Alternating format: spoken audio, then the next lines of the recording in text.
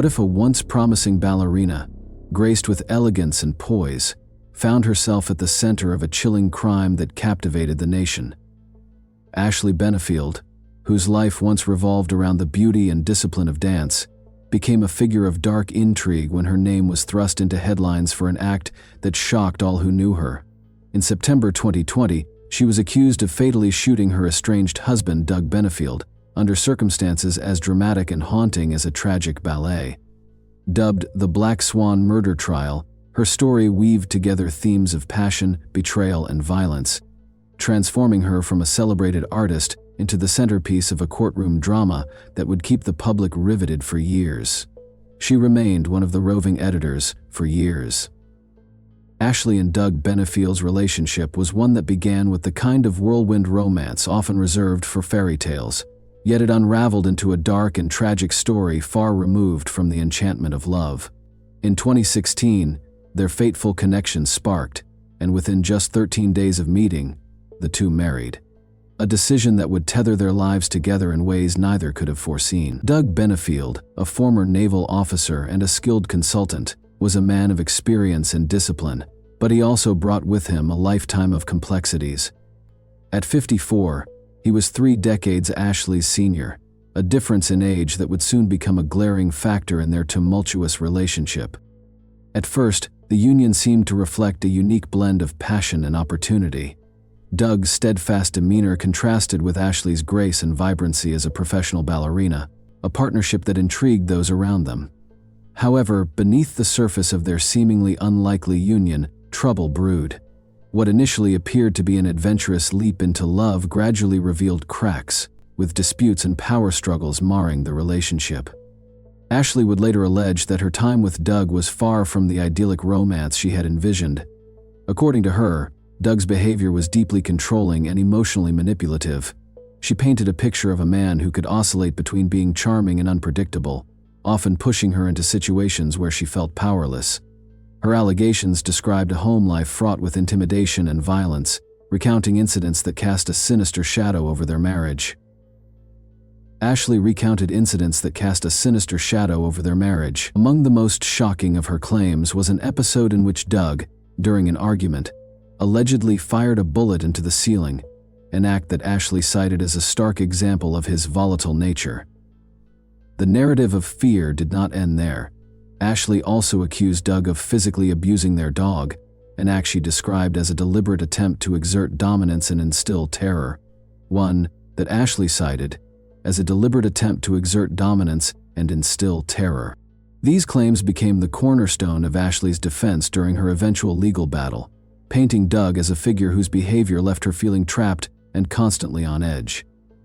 Supporters of Ashley pointed to these allegations as evidence of her suffering, suggesting that she endured a cycle of coercion and psychological torment at the hands of a man who held significant power over her life.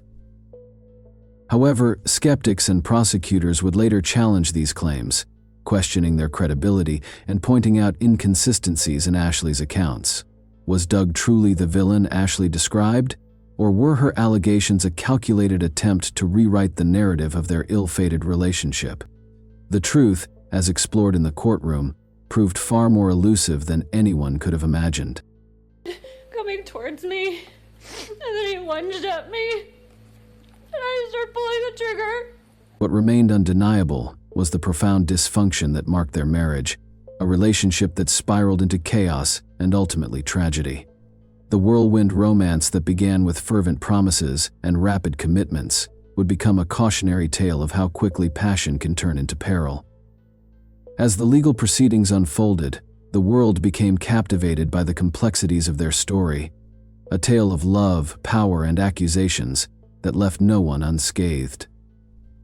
September 27, 2020 marked the day when the tumultuous marriage of Ashley and Doug Benefield reached its devastating climax. Inside Ashley's home in Bradenton, Florida, the events of that day unfolded in a manner that would ignite a storm of legal and public scrutiny. According to Ashley, a heated confrontation with Doug spiraled out of control, leaving her in what she described as a life-threatening situation. She claimed that Doug had struck her during an argument and physically blocked her from leaving the room, escalating the tension to unbearable levels. Trapped and terrified, Ashley made a decision that would change both their lives forever. Ashley contended that, fearing for her safety, she retrieved a firearm to protect herself. In a moment of intense fear and desperation, she shot Doug multiple times, fatally wounding him. The scene that followed was chaotic and fraught with panic. Rather than remaining at the home, Ashley fled to a neighbor's house, where she sought refuge and contacted authorities to report the shooting. When law enforcement arrived, they were met with conflicting narratives that would form the basis of an intense legal battle. On the surface, Ashley's actions seemed to align with a classic claim of self-defense. However, as investigators delved deeper into the circumstances surrounding the incident, questions arose about the exact sequence of events and Ashley's intentions. When responding officers and medical personnel arrived at Ashley Benefield's home, they found Doug lying unresponsive on the floor of her bedroom. Despite their immediate efforts to save his life, Doug succumbed to his injuries at the scene. Inside the sparsely furnished house, officers quickly determined that multiple shots had been fired. They discovered a stray bullet on the floor and 2 more lodged in the walls. 1 bullet struck the bathroom door, while at least 2 had hit Doug. Initial reports suggested Doug had been shot twice, once in the leg and once in the arm. The latter gunshot, as investigators later noted, traveled through his arm and into his chest, causing catastrophic damage. These early assessments were later revised as the investigation unfolded, but the grim reality of the situation remained unchanged. Law enforcement promptly recovered the weapon used in the shooting, a .45 caliber handgun. Their search also uncovered 2 additional firearms in the house. One was stored in a small container in the kitchen pantry, while a .380 caliber handgun was found in Ashley's backpack. Both weapons were loaded. Yet what stood out to investigators was the absence of any weapon that Doug might have used in the alleged attack. According to Ashley's account, Doug had been the aggressor, but there was no evidence to suggest he had been armed with a gun, knife, bat, or any other object that could support her self-defense claim. The house itself offered few clues to corroborate Ashley's story. Most items were packed into boxes, creating a barren, almost impersonal space. Against this backdrop, the discovery of the weapons further deepened the mystery surrounding the incident. At the police station, Ashley was photographed with a scratch on her side and what appeared to be redness and swelling under her left eye. During the trial, prosecutors painted Ashley Benefield as a manipulative figure who fabricated allegations of abuse to secure sole custody of her young daughter. They argued that the shooting was premeditated, designed to eliminate Doug from her life entirely.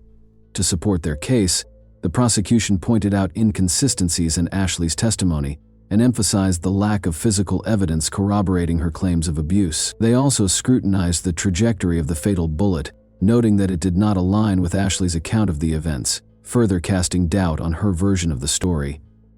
The defense countered with a narrative of desperation and fear. They asserted that Ashley had acted in self-defense, driven by years of alleged abuse at Doug's hands.